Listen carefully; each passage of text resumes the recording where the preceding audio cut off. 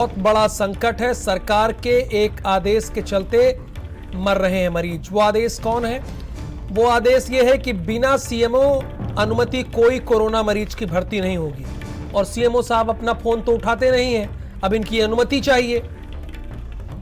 Corona मरीज को सीधे अस्पताल में एंट्री नहीं है। अधिकांश जिलों में सीएमओ अनुमति नहीं दे रहे हैं। लखनऊ और कानपुर में तीमारदार घूम रहे हैं। सरकार का आदेश है, भर्ती के लिए अनुमति जरूरी है।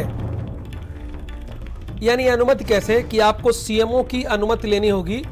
और मैं आपको बता रहा हूं, रेफरल लेटर के लिए मरीज भटक रहे हैं, कोई सुनवाई नहीं, कोई फोन उठाता नहीं। अच्छा संजय, ये बताइए कि ठीक है अनुमति पत्र चाहिए, तो अनुमति पत्र के लिए मैं अगर आपको बता दूं, अभी अपने मोबाइल से कम 5 या 6 बार उठाऊं तो ना तो लखनऊ के सीएमओ साहब फोन उठाएंगे, ना प्रयागराज के सीएमओ साहब फोन उठाएंगे, ना किसी जिले के सीएमओ साहब फोन उठाएंगे। तो अब इस अनुमति का मतलब क्या है?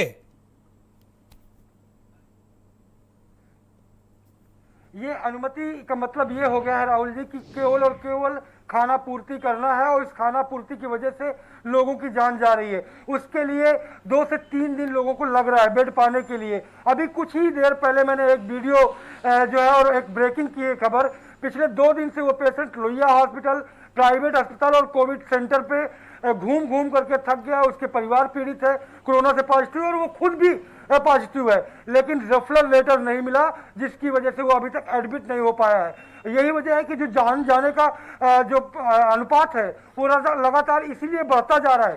सीएमओ साहब की मैं बात बताऊं, कल रियलिटी टेस्ट मैंने कोविड कंट्रोल रूम के सामने से किया। राहुल जी आपने भी देखा उसको।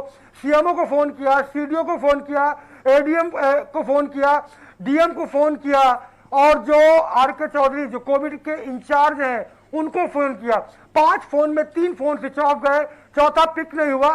5वें ने एक ने मुझे नंबर दिया कि इनसे डॉक्टर साहब से बात कर लीजिए, तो वो जानते ही कहां का लगा, वो महाराष्ट्र का रॉन्ग नंबर लगा।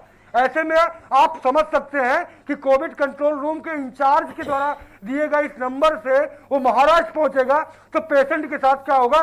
मैं एक जर्नलिस्ट होने के नाते मैंने उनसे बात करने का प्रयास किया, लेकिन बात नहीं हो पाई। जबकि मैं अगर फोन करूंगा तो लिख के जाता है संजय सिंह चौहान, जर्नलिस्ट, भारत समाचार, तो फोन नहीं उठता।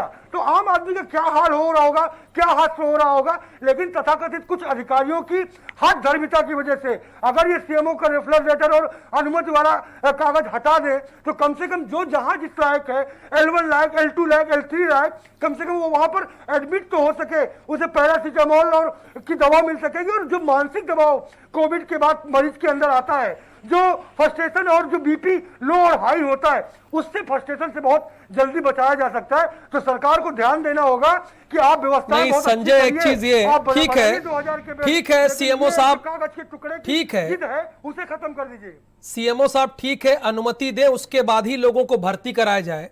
लेकिन जिसकी कोरोना से मौत हो जा रही है उसकी जिम्मेदारी भी सीएमओ की तय हो ना, कि उसकी मौत कैसे हो रही है, उसकी जिम्मेदारी सीएमओ की होनी चाहिए। अगर वो अनुमति दें ठीक है, कोई बात नहीं है, दें, लेकिन जो ये लेट लतीफी, लापरवाही, फोन पर फोन करिए, फोन उठेगा नहीं, 24 से 48 घंटे हो जाएगा, मैसेज डाल दीजिए, फोन उठेगा नहीं, तो क्या मतलब है इस अनुमति का? आप लखनऊ के सीएमओ का जरा हाल बता दीजिए, चीजें क्लियर हो जाए। बाकी जिलों को छोड़िए, लखनऊ के सीएमओ क्या आसानी से अनुमति दे देते हैं? जो गंभीर मरीज है या चक्कर पे चक्कर, गोल चक्कर काटना पड़ता है तब मिलता है?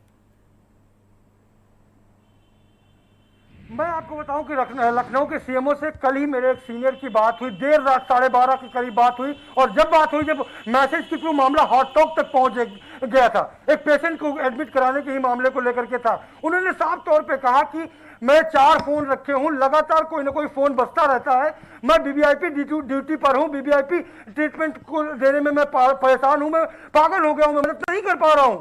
साफ तौर पे उन्होंने ये कह दिया कि उनसे ये कुर्सी नहीं संभल रही है। नहीं तो पागल हो गए तो फोन नहीं उठा पा रहे हैं, दूसरी जगह है ना, नहीं कर पा रहे हैं। नहीं, अगर उन्होंने कहा वो पागल हो गए तो आगरा है उसके लिए मुनासिब जगह।